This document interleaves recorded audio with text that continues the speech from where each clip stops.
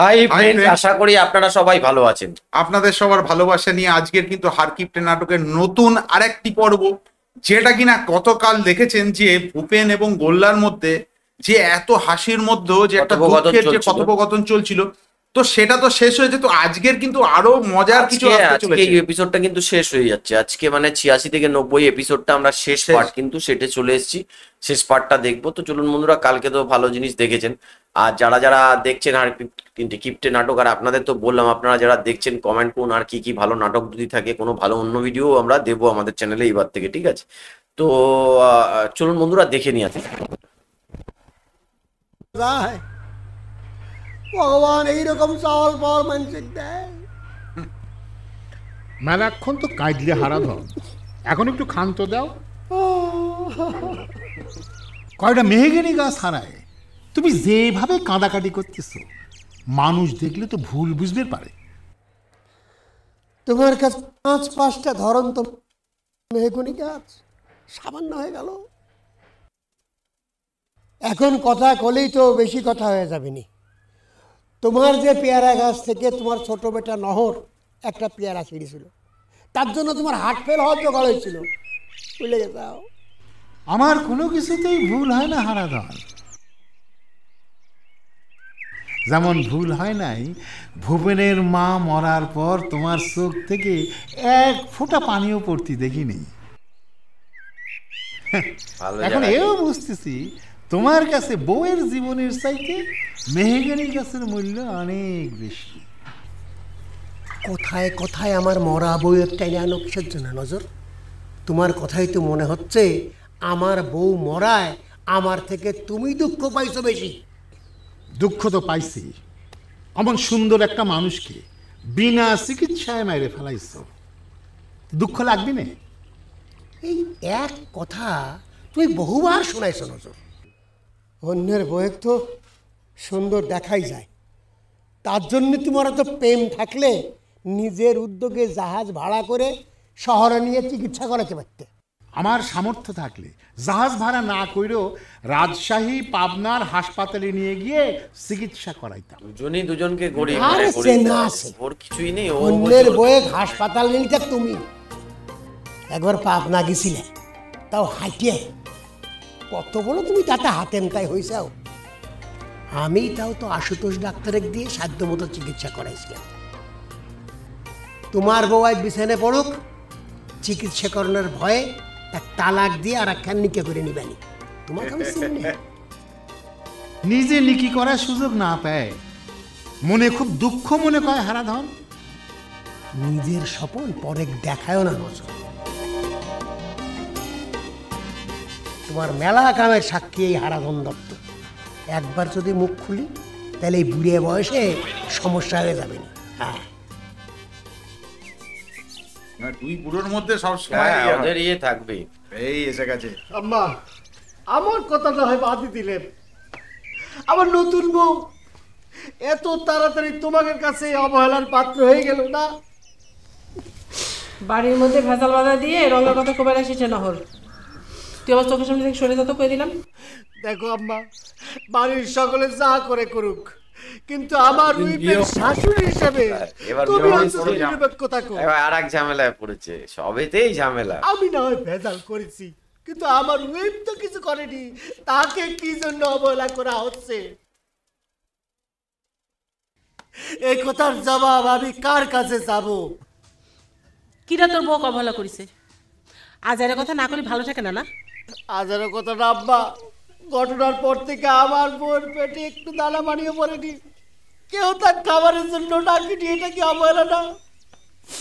না খেয়ে তার মুখটা কালা হয়ে গেছে, তার মুখের দিকে আমি তাকাবারই মারতেছি না। আরে বউয়ের মুখ শুকানির দুঃখে কাদা কাটা শুরু করিস। আর তোর মায়ের পেটে যে এক ফোঁটা দানা পানি পড়ে নাই, সে খবর কি রাখিস? তোমার খবর রাখবে আব্বা, আমি হাজবেন্ড হিসেবে আমার উইপের খবর রাখবো, এটাই তো নিয়ম। বউয়ের না খাওয়া নিয়ে এত অস্থির হওয়ার কোনো দরকার নেই। বাড়ির সকলের অবস্থায় তাই। তুই বাড়ির ছিলি না, তাই জানিস না। সকলে কিসের জন্য না খেয়ে থাকবে? আমি হলাম আসামি। আমি রাধাবাড়া করিনি তাই। তুমি রাতাবাড়ি করুনি কে? বাড়িতে আর মানুষ নেই? বড় ভাইয়ের বউ কি করেছে? সে রাঁধাবাড়ি করতে পারেনি। তোর বউ তো ছিল, সেও তো রাঁধাবাড়ি করবে পারতো, একটা করে আসে তো কিও দেয়নি। আমার বউ কি জন্য রাঁধাবাড়ি করবে? আমার বউ হলো এবারের আদরের ছোট্ট বউ। তোমার পরে রাঁধাবাড়ির সিরিয়াল কার? চুমকি। চুমকির পরে হলো বহরের বউ। বহর যদি বিয়ে না করে তাহলে পরে আমার বউ রাঁধাবাড়ি করবে। এই তুই আমার চোখের সামনে থেকে সরে যা তো। আমার কথা আমি জানি, তুকার এই সিরিয়ালের হিসেব নিকেশ আমার সাথে কবে আসিস নি?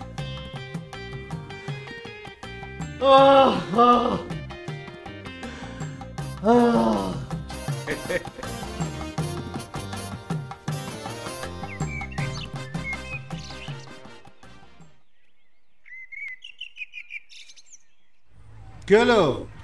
চুপ মাইরে গেলে কা হারাধন? কথা কর কি মুখ তুমি রাখিস নজর? চোর বানায় ছেড়ে দিলে। আরে তোমার এই ঝগড়া বাঁধানের অভ্যেসটা কবে থেকে হয়েছে কও তো হারাধন? আমি ঝগড়া বাঁধাই? বন্ধুর কাছে ছুটে আসি মনের দুঃখ কয়ে মনের ভার লাঘব করবার, আর তুমি সেই পুরাতন কাসন্দি বারবার খাইতে সেই দুঃখকে বাড়ায় দাও। তাহলে বাক রুদ্ধ হয়ে থাকে উত্তম নাকি? ঠিক আছে, তোমার বউর মৃত্যু নিয়ে কোনো কথা কব না। আরে ভাই, একটা কথা বোঝো না কে? খালি আমার বউয়ের ব্যাপার না, মৃত্যু নিয়ে যত কম কথা কওয়া যায় ততই মঙ্গল। দেখলে না আমার অসুর শালারা মৃত্যু নিয়ে রাজনীতি করে গেল। রাজনীতির কথাবার্তা বাদ দাও, তোমার পুত্রার কথা কও। সেই ডাকাইত কি বিদায় হয়েছে? বিদায় হওয়ার জন্য কি আসিছে রে ভাই? আমার বাড়িতে এখন ডাকাতের আস্তানা হয়ে গেছে। সেই দুঃখের কথা কওয়ার জন্যই তোমরা কাছে ছুটি আসিছিলাম। আমার জীবন তো শেষ। আরে আগেই অত ভাঙিয়ে পড়তেছো কেন হারাধন? আস্তানা গাড়িছে, তোমার বাড়িতে তো ডাকাতি।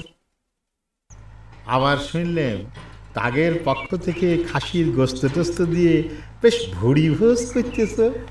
মনে কয় তোমার লোভ হচ্ছে?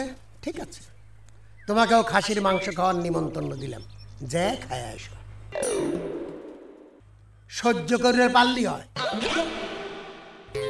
সেদিন শুনলাম মুরগির মাংস খেয়ে ধুমিয়ে ঢাকার উঠে যায় যায় অবস্থা হয়েছিল, মনে নেই? কথা কইলে তো আবার ঝগড়া বাজে যাবে না।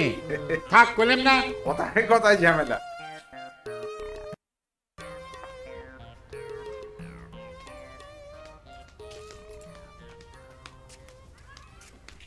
ঠাকুরজি চলো আমার করে লুচি ভাইজা দিবা। আমি লুচি ভাজতে জানি না। আমি কিন্তু জানি তুমি খুব ভালো লুচি ভাজবার পারো। চলো, আমার দাদা আবার লুচির লগে আলু আর ফুলকপির রসা খুব পছন্দ করে। তুমি আমার এখানে দাঁড়ায় বক বক করতেছ কিসের জন্য?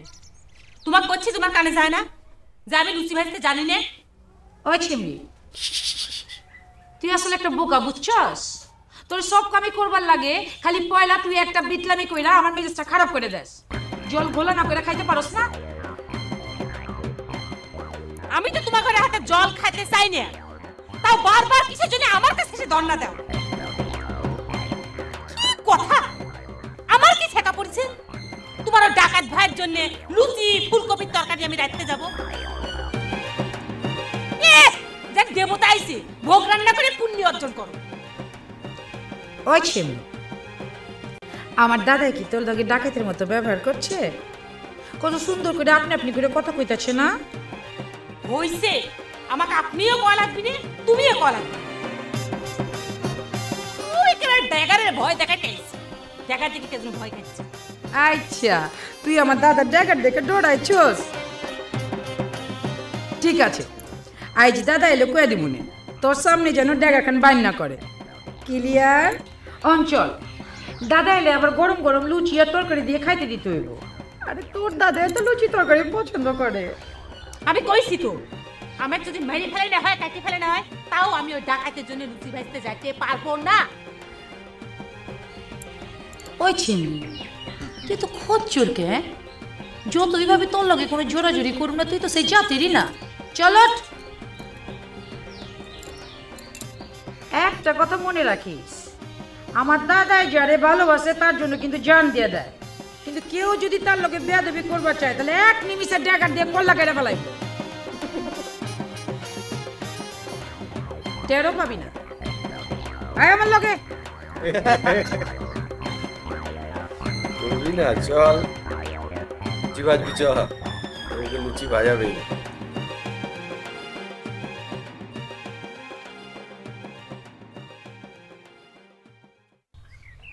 খামাখা গাছের সাথে মাথা গুঁজে মাথা থেতা করলাম, কোনোই লাভ হইল না। আব্বা আমার সাথে বেইমানি করলো, আমার আম সালাদ দুই গেল। আল্লাহ, আমার কপাল কি এতই খারাপ আল্লাহ? মাথা কি বেশি কাটিছে রে বহর? থাক, এমন আর দরদ দেয়নি লাগবি না। আমি মার্ডার হয়ে গেলি পরে তো তোমাদের মনে শান্তি হয়। হয়, শান্তি হবি না? আমি যে তোর শত্রুর, তা না হলে কি তোকে পেটে ধরেছিলাম, বড় করেছিলাম? তুমি আমার শত্রু হবে কে? আমি হইলাম তোমাদের সবার শত্রু। আমি তো বুঝে গেছি এই পৃথিবীর মুখে আমার আপন বলে আর কেউ নাই। ও কথা কইস কেন? আর কেউ না থাক, তোর বাপ তো আছে। এতদিন তো আমিও তাই মনে করেছিলাম, কিন্তু এখন তো দেখতেছি আমার সব হিসেব গোলমাল হয়ে যাচ্ছে।